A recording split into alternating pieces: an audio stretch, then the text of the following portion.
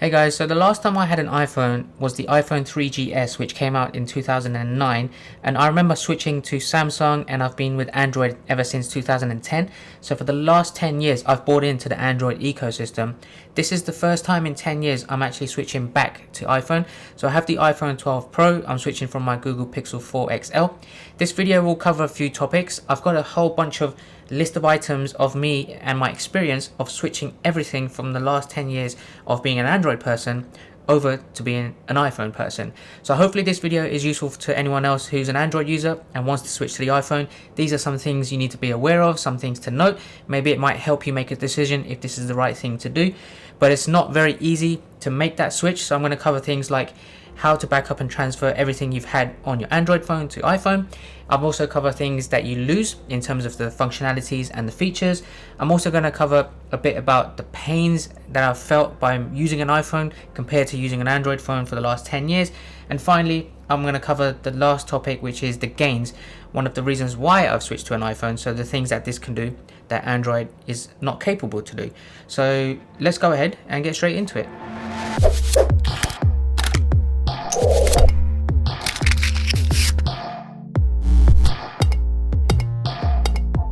Okay, so starting off with just the backup and transfer items, the first thing I want to do is transfer all of my apps. Now, there isn't any real easy way to do this. I tried to research it, and obviously because the app stores are completely different, there is a lot of similarities in apps that you can get like for like, but I found it easier to actually have my Android phone next to me and manually download one by one all of the apps from the iOS App Store.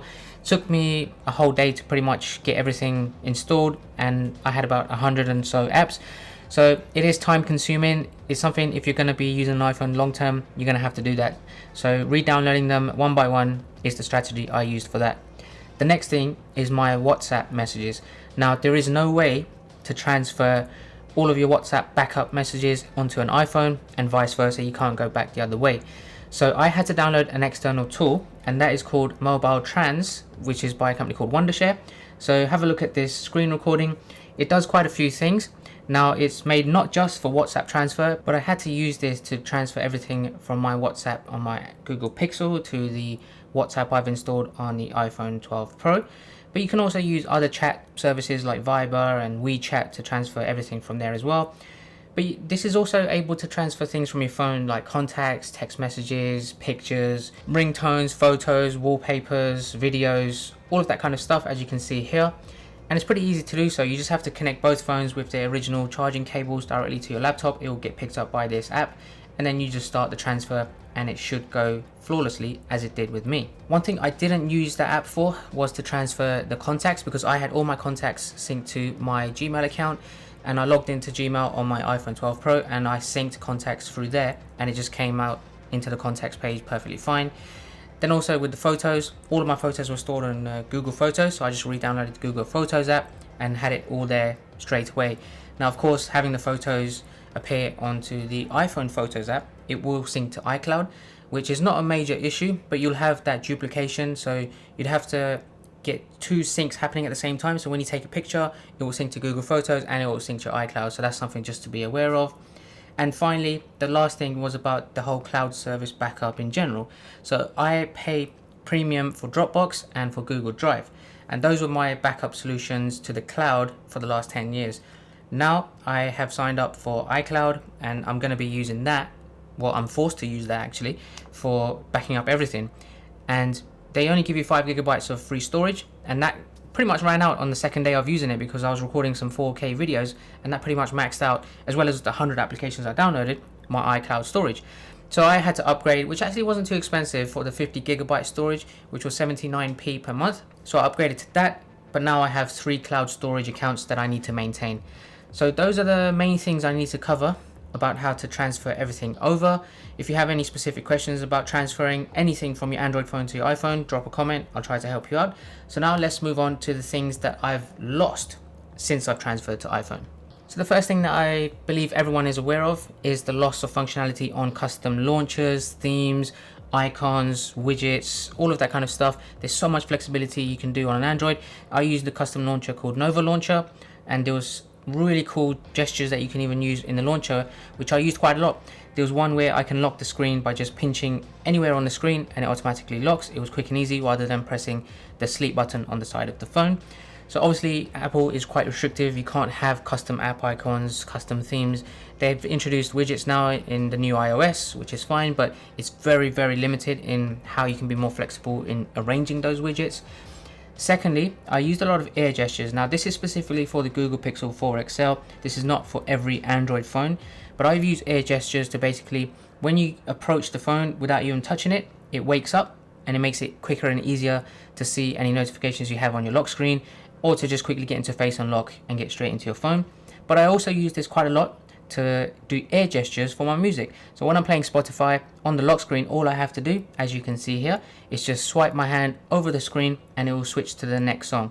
Now I use this when I'm training at the gym as well, so my hands might be dirty, I might have gloves on, but all I have to do is wave in front and it just goes to the next song, and it makes it so much easier and more convenient, which I know I won't be able to do on an iPhone. The next thing I've lost is the functionality of my Galaxy Watch. So if you have an Android smartwatch, just remember that it would still pair with an iPhone, and you can get, for the most part, the top functionalities like notifications and calls coming through, which is absolutely fine, but there's a lot of things that it will be limited because of the Apple ecosystem and the OS that it runs on.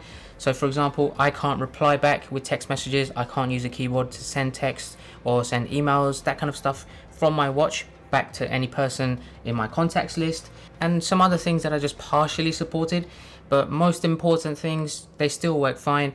But again, I'm using this because it has great battery life compared to the Apple Watch, so I haven't bought into that just yet. But that's just to be aware of. So if you do have an Android smartwatch that works perfectly with your Android smartphone, you may have partial support when you switch over.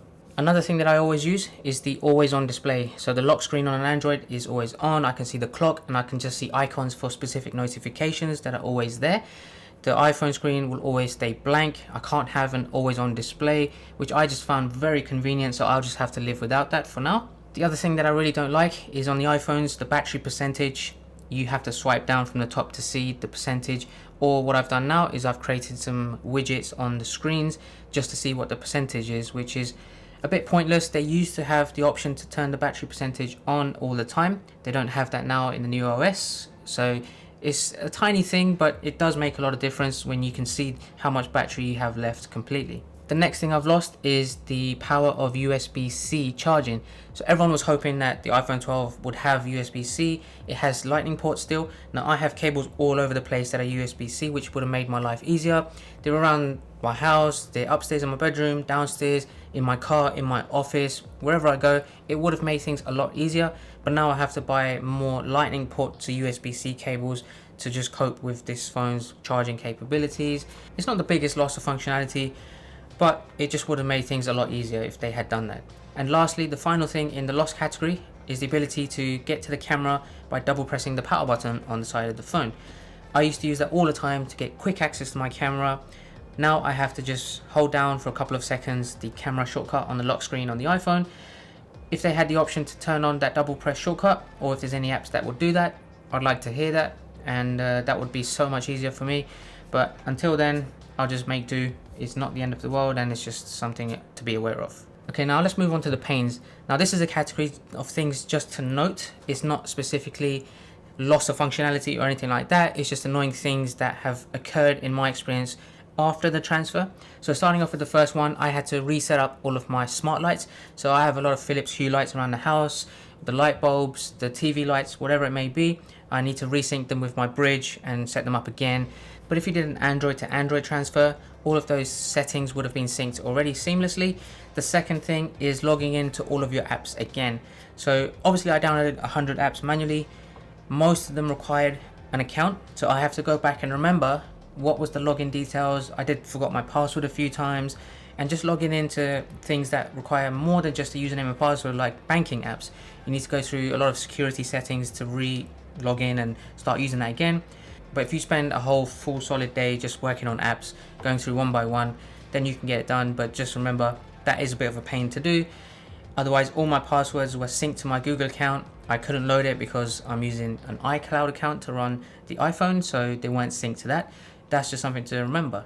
Now speaking of the apps, the next thing is I did purchase some apps that I use quite frequently. Because they're on a completely different system, the different apps, I had to repurchase them. So if you do have something that you pay for, just note that you might need to pay for if it's not linked to a cloud account, then you may need to pay again to work on the iPhone.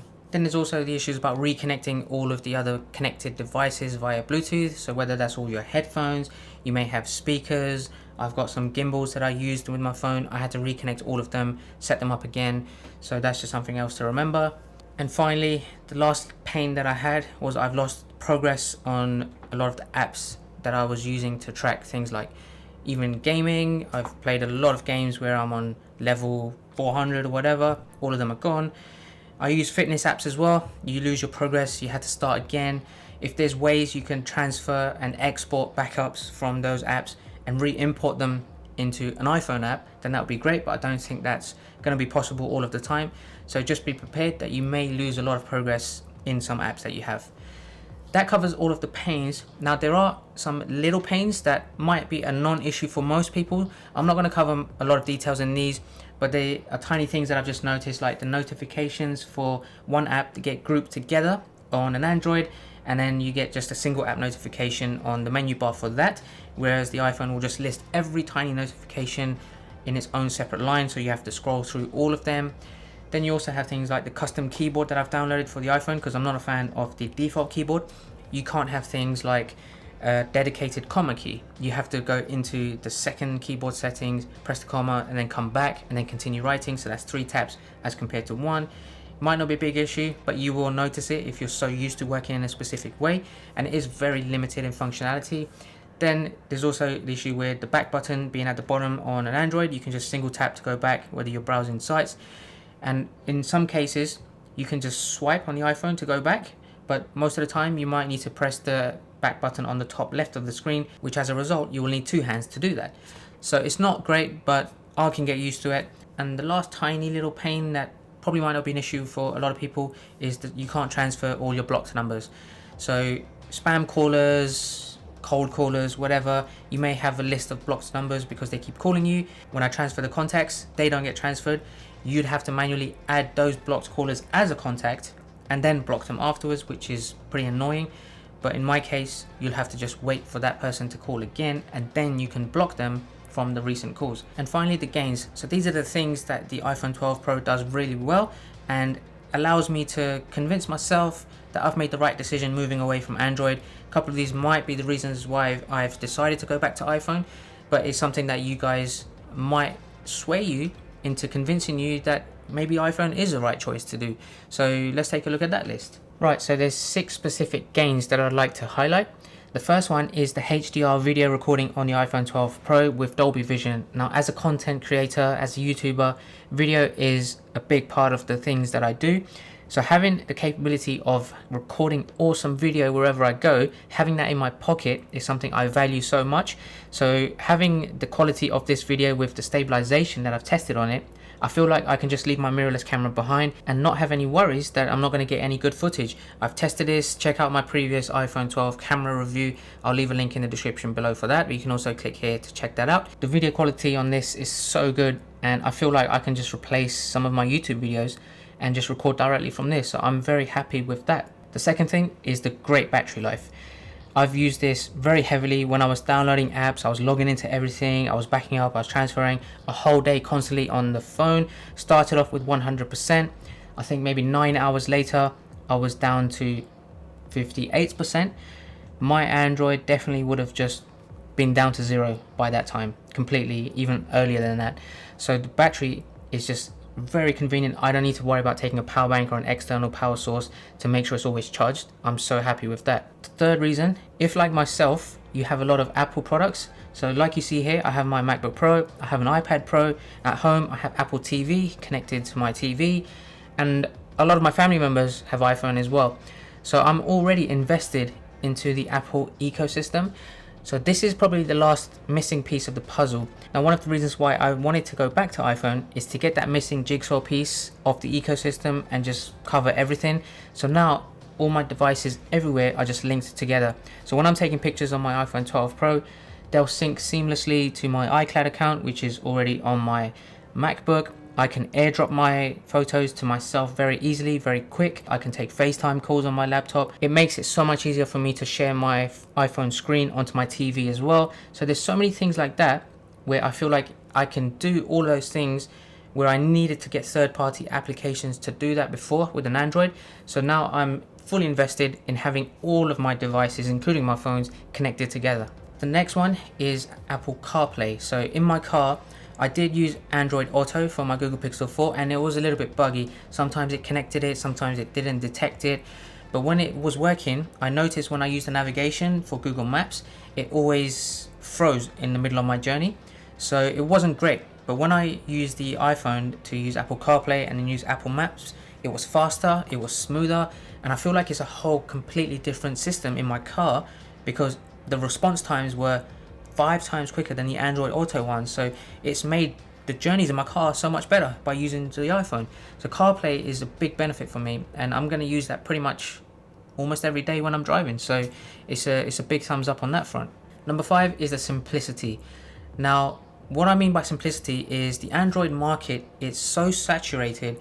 There's so many different things that you're overcrowded for choice.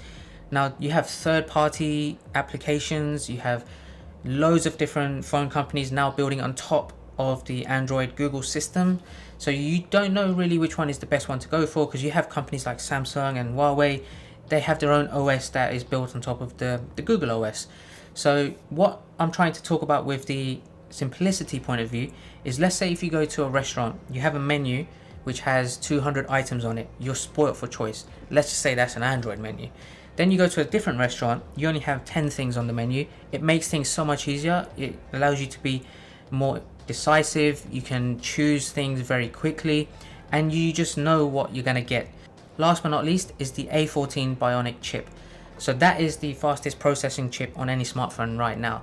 Have a look at this screenshot by Geekbench. You can see in comparison to the Snapdragon 865, so things like the CPU performance, the gaming performance, the battery life, which is one of the things I highlighted as a gain, and then a nano review overall.